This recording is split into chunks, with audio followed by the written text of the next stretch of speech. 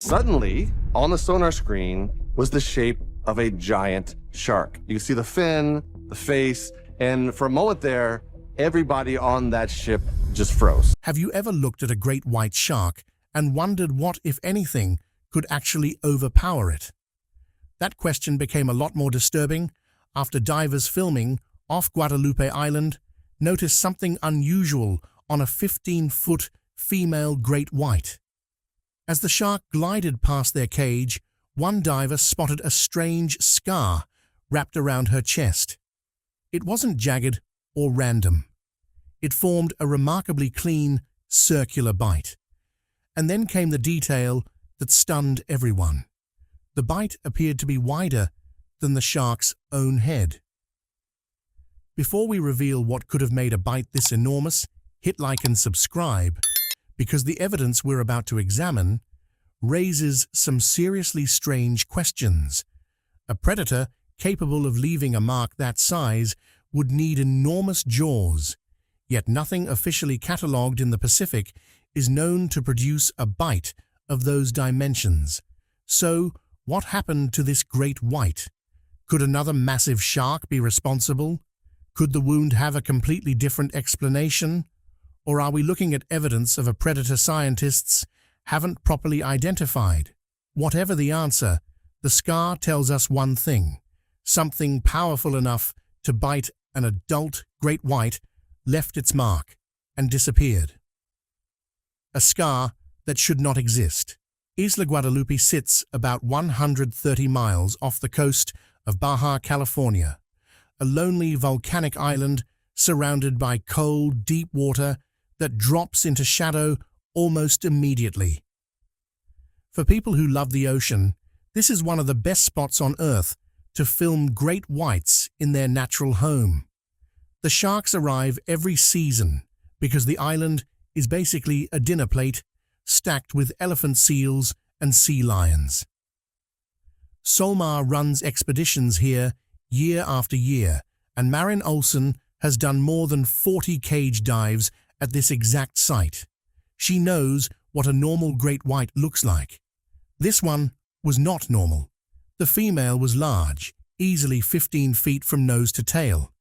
And as she glided past the cages a second time, Marin finally remembered her camera. She framed the shot, she held it, and what she captured is the reason scientists still can't agree on what did it. The scar wrapped around the shark's chest like a ring. Not a cut, not a scratch from a rough day of hunting, but a wound that looked like a giant pair of jaws had tried to clamp shut on her entire torso. Here is the part that made Marin lower her camera when she watched it back on the boat that night. The bite was bigger than the shark's own head. Let that sit for a second.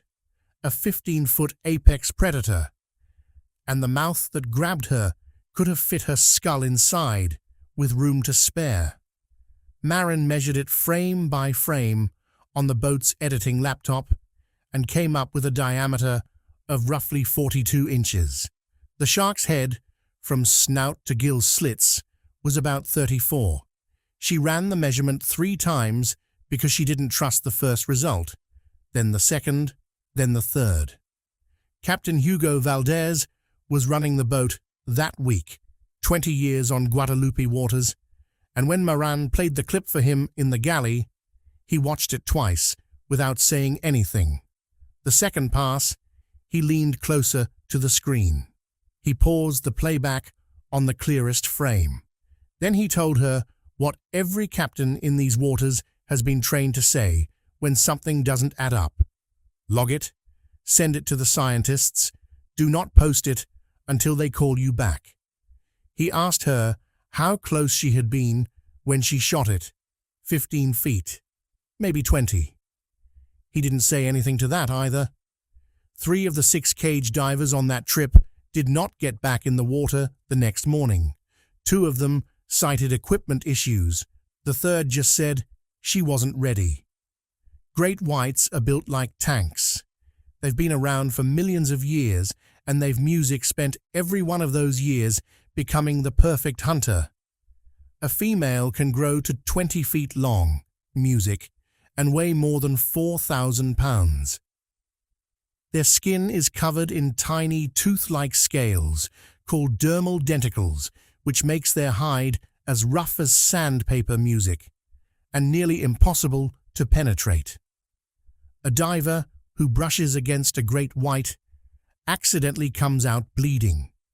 It takes a ridiculous amount of force to leave a permanent mark on an animal like that, and the bite on this female was almost perfect, which means whatever did it closed its jaws in one motion around a body that was already the size of a small car. Not a slash, not a glancing blow, a commitment, a mouth that opened, closed, and tried to hold. Dr. Ryan Keller, a shark biologist with the Marine Conservation Science Institute, saw the footage 4 days later at her desk in San Diego. A colleague had forwarded it with no context, just a subject line that read, "Guadalupe, watch to the end." She watched it 3 times in a row before she said anything out loud. First pass, she thought it was a propeller scar. Second pass, she zoomed in on the edge of the wound and saw the triangular puncture pattern that ruled propellers out immediately. Third pass, she sat back in her chair and didn't move for almost a minute. Then she stood up, walked to the window, and said the thing nobody in the lab wanted to hear. That wound was not defensive. That wound was feeding behavior. Whatever made that mark was not warning the great white off her territory. It was trying to eat her. Rules of the deep. To understand what could do that, you have to start with how sharks actually treat each other. Great whites are not social animals. They're mostly lonely hunters, but when they gather at places like Guadalupe, they follow a strict hierarchy. Think of it like a dangerous social club, where the biggest member always gets the best seat. Size is everything. If a smaller shark gets too close to a bigger shark's meal, the bigger one gives a warning, usually a bump or a quick nip that basically says, "Back off." Sometimes those warnings turn into real fights. Cage divers at Guadalupe have filmed shark-on-shark aggression dozens of times. One of Marin's co-workers, a veteran dive master named Theo Andre, has footage from 3 seasons ago of 2 14-foot males circling each other like boxers before one of them broke off and left the site for the rest of the week. That's a typical serious encounter. It's nothing close to what was done to the female, but this wasn't a warning. When 2 sharks fight, they go for the head or the gills, the sensitive spots. This mark was wrapped around the middle of her body. That's not territorial behavior. That's something grabbing her to hold her still. And once you start thinking about it as a hunt instead of a fight, you run into a problem. Cannibalism is very real in the shark world. Bigger sharks will absolutely eat smaller ones if they get the chance. It's a calorie shortcut, a way to fuel up without chasing a seal. But the female at Guadalupe wasn't small. She was a 15-foot adult. For another shark to try and eat her, that attacker would have to be enormous. We're talking 25, maybe 30 feet long. And here's the problem. The biggest great white ever officially documented was a female named Deep Blue, and she was about 20 feet long. If there's a 30-foot shark cruising around out there, it would be a record breaker that rewrites every marine biology textbook we have. Some researchers have started whispering about ghost giants, great whites that grow older, larger, and eventually music drift into deeper water where nobody can see them. The idea is that past a certain size, they stop hunting seals at the coast and move into deeper water to hunt bigger game. That would explain why we almost never catch them on camera. They're not hiding, they're just living somewhere we can't reach. The footage we get of great whites is heavily biased toward the ones that still feed at coastal aggregation sites. The ones that have outgrown that diet could be swimming a few miles offshore of every major city on the Pacific Rim right now, and we would have no way of knowing. Dr. Keller walked through every possibility with her team. Mating was the first one ruled out. Male great whites don't have hands, so they use their teeth to hold the female during mating, and that leaves scars. But mating scars are shallow, messy, and almost always around the neck and pectoral fins. This mark was deep, geometrically perfect, and in completely the wrong spot. Music, the spacing of the tooth impressions, also suggested a jaw far wider than any male shark ever documented in Guadalupe waters. So, mating was out. Music territorial aggression was out. Another great white going for a kill was possible, but only if that great white was the size of a bus. Her team ran the jaw width against the known range for Pacific great whites and came up with a 0% match. Whatever closed its teeth on that female was not in the regional catalogue at all. The ones that got away. So what has a jaw that wide? There's one other animal in the ocean famous for taking down great whites, and it's not a shark at all. The orca. Killer whales are the only animals on Earth known to regularly hunt great whites. They're intelligent, they hunt in coordinated packs, and they use teamwork to take down prey much larger than themselves. In South Africa, a pair of orcas named Port and Starboard have been systematically removing the livers from great white sharks along a stretch of the coast. When the orcas started to kill the great white sharks in South Africa, the rest of the sharks actually disappeared and haven't come back for years. The sharks got so terrified of them that they abandoned traditional hunting grounds for months at a time. The apex predator was acting like prey. But orcas don't leave marks like the one on the Guadalupe female. Their teeth are large, conical, blunt. They leave crushing impacts, not tidy punctures. And when they kill a shark, they rip it open and go for the liver. They don't try to engulf the entire body. The mark Marin filmed was a ring of thin, serrated, triangular punctures. That's shark dentition. That's a mouth lined with the exact same kind of blades the female herself was carrying. Dr. Keller said, on the phone with Solmar, that the attacker almost certainly shared an evolutionary lineage with great whites. It just happened to be much, much bigger. There's no record of Pacific orcas targeting sharks at Guadalupe in that pattern. The port and starboard phenomenon is a South African story. Whatever grabbed the shark wasn't part of it. And here's what gets even stranger. The Guadalupe female was alive, healed, swimming like nothing had happened. Sharks have an immune system so unusual that medical researchers are actively studying it to help humans. They almost never get infections. Their skin closes massive wounds in weeks. There's a famous shark that was photographed with a huge chunk of its back, missing after a boat propeller strike, and a year later, that same shark was filmed again, and the wound was nearly invisible. That resilience is exactly why the Guadalupe female was still alive to be filmed. A scar like hers represents trauma that would have instantly killed almost any other animal on the planet. Dr. Keller estimated the wound was at least 6 months old by the time Marin filmed it. 6 months of swimming, hunting, and surviving with a scar that size carved into her hide. Which means one of two things. Either the attack was a hit and run, something grabbed her, realized she was too big to swallow, and let go before it could finish, or she fought her way out of a mouth that was actively closing on her. Either way, she got lucky. The ones that don't get lucky, we never see. That's the part people don't want to sit with. A great white swims at over 35 miles per hour when it's attacking, and so does anything built on the same body plan. When two ocean giants meet in the dark, the fight is over before anyone on the surface knows it happened. We only ever see the survivors. Back on the Solmar boat, Marin called her sister that night from the sat phone and told her she wasn't sure she'd ever feel the same way about the open water again. She described the scar. She described how the shark had looked straight at the cage on her second pass, slow, aware, unbothered.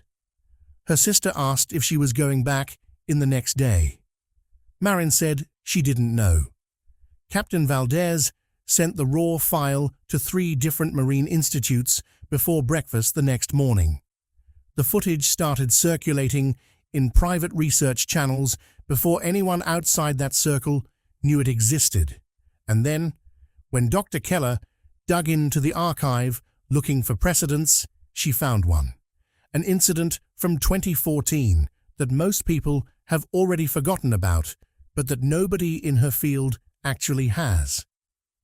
The 2014 tag off the coast of Australia in 2014, researchers tagged a 9-foot great white to study her migration. The tag was a sophisticated unit that reported depth and internal temperature, and for days it behaved exactly as expected. The shark cruised, hunted, followed her normal routine. The data streaming back was textbook. Then she dove. Not a normal dive, she plunged to nearly 2,000 feet, far deeper than a great white of that size should voluntarily go. The researcher stared at the telemetry and assumed the tag had glitched. It hadn't. At the moment she hit bottom, the tag's temperature reading spiked from 46 degrees Fahrenheit, the ambient cold of that depth, up to nearly 80 degrees. Music almost instantly. One moment she was in near freezing water. The next moment she was inside something warm. That temperature jump means one thing. The shark had been swallowed. A great white's internal temperature doesn't climb that high. The only things in the deep ocean warm enough to drive a reading like that are big mammals, whales, or a much larger shark with an unusually active metabolism. The tag stayed inside the belly of whatever ate that 9-foot shark for days before it was finally expelled.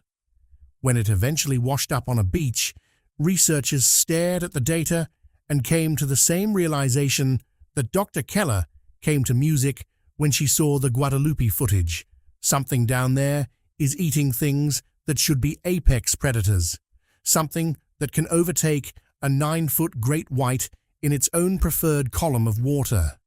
Something that treats the ocean's most feared hunter as a meal. The Australian team published part of the data and quietly shelved the rest. The consensus in the public write-up was vague. Possibly a larger great white, possibly a predatory whale, but the researchers who worked on it directly have been more candid in private. When Dr. Keller pulled the original file, she said what most of her colleagues have said, music when they see it. This is a pattern, not an anomaly. A pattern, not an anomaly. Officially, science says the megalodon went extinct about 3.5 million years ago. The oceans cooled, the prey base moved, and the biggest shark that ever lived disappeared from the fossil record. Case closed. Every textbook in the world agrees. But if you ask the small community of researchers who take the Guadalupe footage seriously, what could leave a bite that size, they give you the same name: megalodon. The shark that grew to over 50 feet, with teeth the size of human hands and a jaw wide enough to swallow a small car. Dr. Keller is careful not to use the word publicly, but in private correspondence that later music leaked to a documentary team, she admitted the bite geometry matched a juvenile megalodon better than anything in the modern catalogue. The argument isn't that megalodons are everywhere. The argument is that a small population could have survived by adapting to the one environment that hasn't fundamentally changed in millions of years: the deep ocean. The bathyal zone, between 3,000 and 13,000 feet, is freezing cold, crushingly dark, and barely explored. We have mapped about 5% of it in any real detail. That leaves 95% of this world as potential habitat for whatever wants to stay hidden. If a colossal squid can thrive down there, the argument goes, why not a shark? Fresh-looking megalodon teeth have been pulled from the deep sea floor more than once. The official answer is that cold water and pressure preserve them perfectly. The unofficial answer is that the animals they fell out of might still be swimming. There are other theories, and some of them are arguably more disturbing than the megalodon one. One is that certain great whites, once music they grow past a certain size, leave the surface for good and become something we don't really have a name for. The ocean version of elders who disappear into a place the rest of the species never goes. Another is abyssal music gigantism, the same biological pattern that makes deep-sea isopods and squids balloon to impossible sizes. Applied to a Pacific sleeper shark or a Greenland shark, that pattern could produce a 30-foot scavenger that isn't new to science, but just far, far bigger than we've ever caught. Sleeper sharks are slow, patient. They don't chase prey so much as wait for it. A great white drifting through cold, deep water at reduced speed would be exactly the kind of opportunity a giant sleeper has evolved to take advantage of. It wouldn't need to outswim her, it would just need to close its jaws once. Dr. Keller's colleague at Scripps, a deep-sea ecologist named Dr. June Tanaka, pointed out something else worth thinking about. The warming of surface waters is pushing great whites to dive deeper for thermal comfort. That's measurable, it's already happening, which means the contact zone between the great whites we film and whatever lives below them is probably shrinking every year. Encounters that used to be rare are becoming less rare. Dr. Tanaka put it bluntly in an email to the team. The bite on the Guadalupe female isn't the beginning of a mystery. It's the first clear photograph of an interaction that has probably been happening for centuries, just in water too deep for us to see it. The camera finally got close enough, and a surviving shark finally swam back into range of a lens. And then there's the simplest theory of all. Sometimes nature produces an outlier, one individual great white born, without whatever hormonal cap, tells the rest of them to stop growing. A single animal that kept going long after its signaling stopped, feeding on elephant seals and other sharks until it reached a size nobody has ever measured because nobody has ever gotten a clean look. Not a new species, just one ghost, a great white the size of a yacht, moving through water we rarely visit.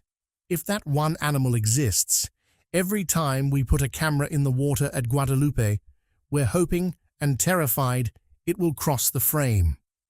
Stack those theories next to each other, and a pattern shows up. All of them point to the same thing: an animal with shark dentition and a jaw wide enough to wrap around a full-grown great white. And if even one of these theories is right, the Guadalupe female is not going to be the last shark we find with a mark like hers. The deep keeps its secrets. Dr. Keller eventually flew down to Ensenada to meet Captain Valdez and Maren Olsen in person.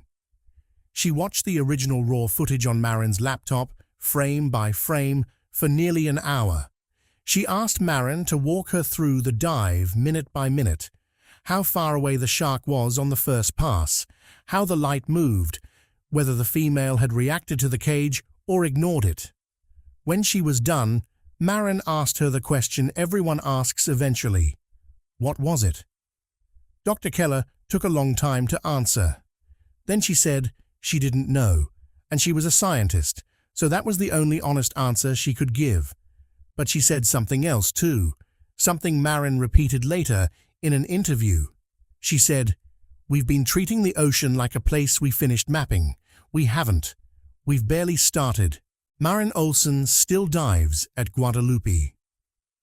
She told a documentary crew last month that she thinks about the female almost every time she goes down. Sometimes she feels her in the water before she sees her, a presence in the blue, a shape at the edge of visibility. The great whites at Guadalupe are individuals, and the regulars know them by name and by scar pattern. Marin has started keeping a private log of unusual marks she spots on other sharks at the site, 3 in the last season alone. Nothing as dramatic as the females, but unusual enough that she takes notes now and sends them to Dr. Keller's team on a monthly cadence. She said the hardest part is knowing that whatever left that mark is almost certainly still out there, and that it almost certainly knows the great whites come here every year. Captain Valdez agrees with her. He doesn't post the footage on his boat's social media. He shows it to guests who ask the right questions, and only after they've done their first dive. He told a visiting journalist last fall that he's been running expeditions at Guadalupe for 2 decades, and he's never seen anything like it. And he said it the way a man says something when he hopes he never sees it again. When the journalist asked if he was afraid, he laughed, but not in a convincing way. He said fear wasn't the right word. Respect was. The kind of respect you give a part of the ocean that still hasn't decided whether to show you what's really down there. Dr. Keller keeps the Guadalupe clip on a drive in her office. She pulls it up for visiting researchers sometimes, and she says the reaction is always the same. A long silence, followed by the same question. What did that? She's stopped trying to answer it with certainty. She just lets the footage speak for itself. One of her interns asked her last winter what she thought the odds were that we would ever identify the attacker in her lifetime. She thought about it for a minute, then she said the odds were low, but not 0, and every year they get slightly better, because every year we put more cameras in deeper water. Every year we get a little closer, so next time you see a photograph of a great white shark, don't just stare at the teeth. Look at the skin. Look at the scars. Those marks may tell stories of battles fought in the darkness and of giants that still quietly roam the ocean. Everyone is obsessed with the sharks we can see. But the real mystery may be what we can't. Something is watching great whites from below. It has been for a very long time, and sometimes it reaches up and takes a bite. The deep has never answered to us. Somewhere off Guadalupe, a small bus-sized shark is still swimming, healed and waiting. Do you believe a prehistoric giant like the megalodon is still hiding in the deep ocean canyons, or is it something we haven't even named yet? Drop your theory below and subscribe for the next mystery.